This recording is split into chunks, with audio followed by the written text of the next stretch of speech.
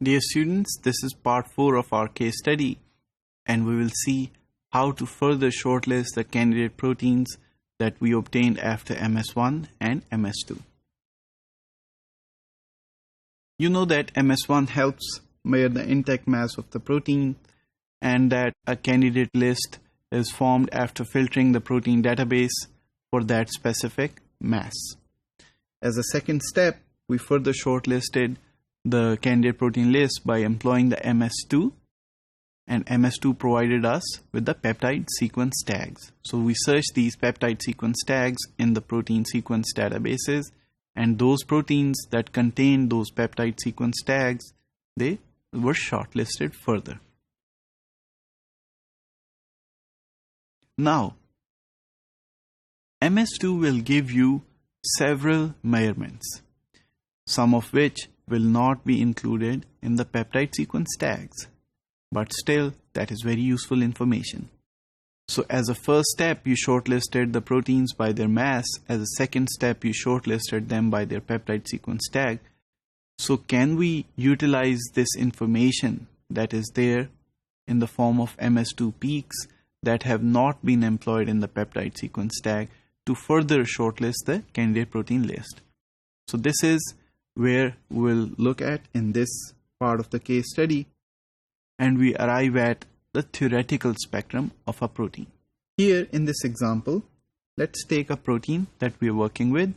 So to begin with, you can generate a theoretical mass spectrum for this protein. How it is done is very simple. You simply fragment the protein at every site, and you obtain various peaks that are there in the spectrum. So let's say fragment number 1, which resulted in this, and this is reported here, or fragment number 2 that resulted in these fragments is reported here, and so on and so forth. So this is called the theoretical spectrum or the in silico spectrum. So once you have generated the in silico spectrum, then you want to look at the MS2 data.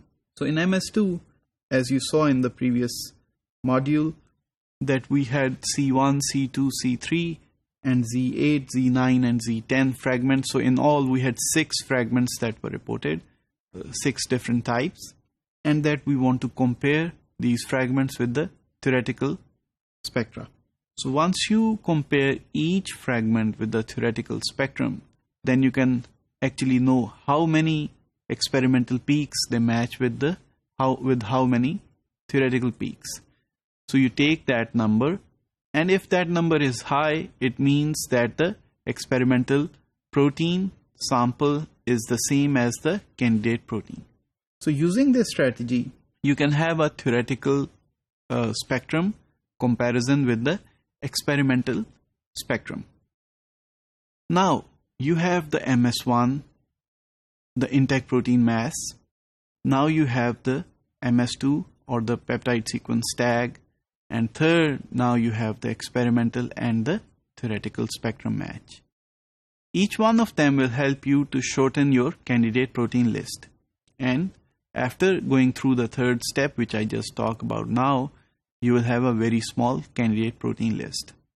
However, there is one thing that is still missing, and that is how can you arrive at an integrated mechanism to compare which scores can be obtained from each part of MS1, MS2, and the in silico and experimental spectrum.